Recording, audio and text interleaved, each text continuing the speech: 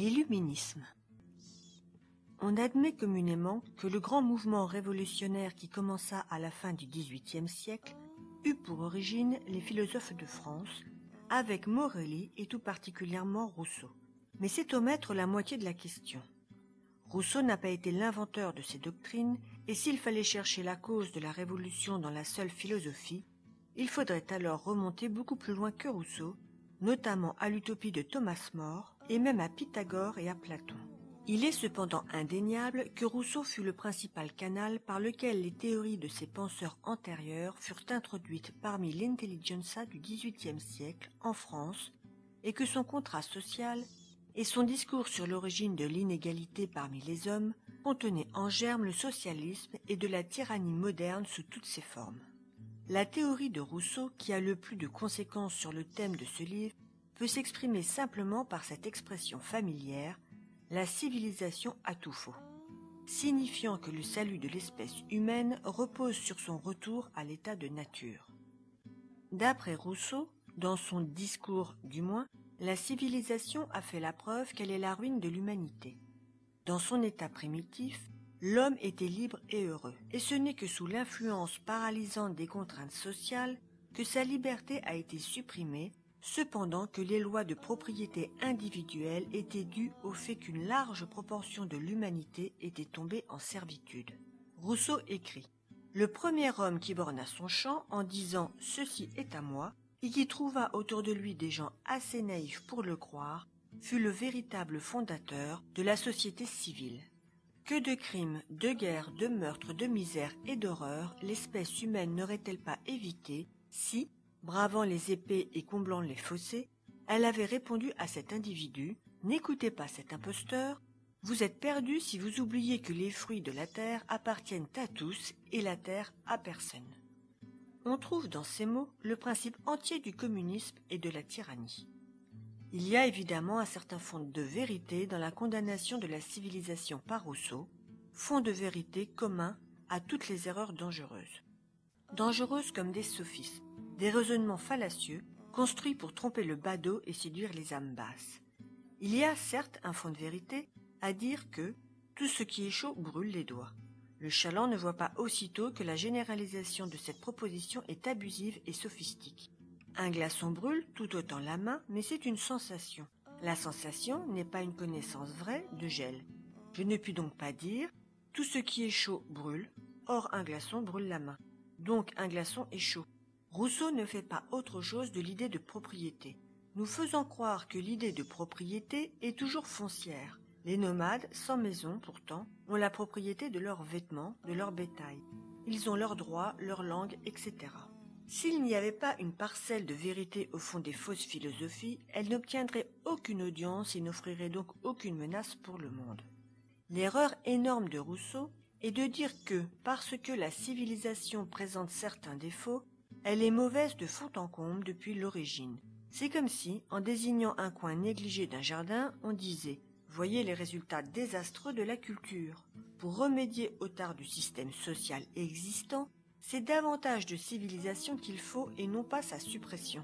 La civilisation, dans ses aspects les plus élevés, non pas l'acquisition des agréments de la vie ni même les connaissances artistiques et scientifiques, mais dans la sphère des aspirations morales et ce qui distingue l'homme de la brute. Détruisez totalement la civilisation et l'espèce humaine sombrera au niveau de la jungle où la seule loi est celle du fort contre le faible et la seule motivation, l'assouvissement des besoins matériels.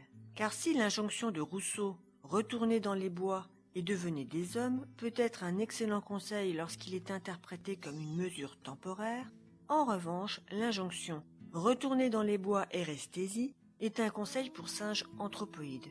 Il serait cependant bien inutile de réfuter les folles théories de Rousseau pour montrer que dans la nature, le communisme n'existe pas et que la première créature à avoir établi la loi de propriété n'a pas été l'homme brandissant son titre, mais le premier oiseau s'appropriant la branche d'un arbre pour y construire son nid, le premier lapin choisissant un lieu où creuser son terrier, un droit qu'aucun oiseau ni aucun lapin n'a jamais pensé disputer. Quant à la répartition des fruits de la terre, Il suffit d'observer deux grives sur une pelouse se disputant un ver pour voir comment la question de la nourriture se règle dans la société primitive. Rien n'est plus absurde que la conception que donne Rousseau de ces barbares idéalisés vivant en commun sur le principe « faites comme on en agirait avec vous ». Seul un rêveur, profondément ignorant des conditions réelles de la vie primitive, la vie dont la règle est celle du plus fort, qui fait du faible sa proie sans recours ni pitié, aurait pu évoquer une pareille vision. Sur la frontière indienne, où il n'existait aucune loi, les habitants bâtissaient des tours où l'on accédait seulement par des échelles pour y dormir la nuit, et c'est en montant dans ces refuges et en retirant les échelles derrière eux qu'ils pouvaient se reposer, relativement à l'abri du risque d'être assassinés. L'égalité des richesses est assurée par les mêmes méthodes primitives. « Comment empêchez-vous quelqu'un de devenir trop riche ?» demanda un général anglais à un habitant de la vallée de Swat, où se pratique une forme rudimentaire de communisme. « On l'égorge » fut la brève réponse. Mais la France du XVIIIe siècle, elle-même, malgré son avidité pour la nouveauté et ses rêves de retour à la nature, n'envisage jamais l'utopie primitive de Rousseau comme un idéal à atteindre. Et il est tout autant inconcevable de penser que la philosophie du discours sur l'inégalité ait conduit au rejet de la civilisation en 1793 que de croire que les moqueries de Voltaire aient mené au fait de la déesse raison et à la profanation des églises. Les enseignements de Rousseau n'atteignirent jamais le peuple de manière appréciable.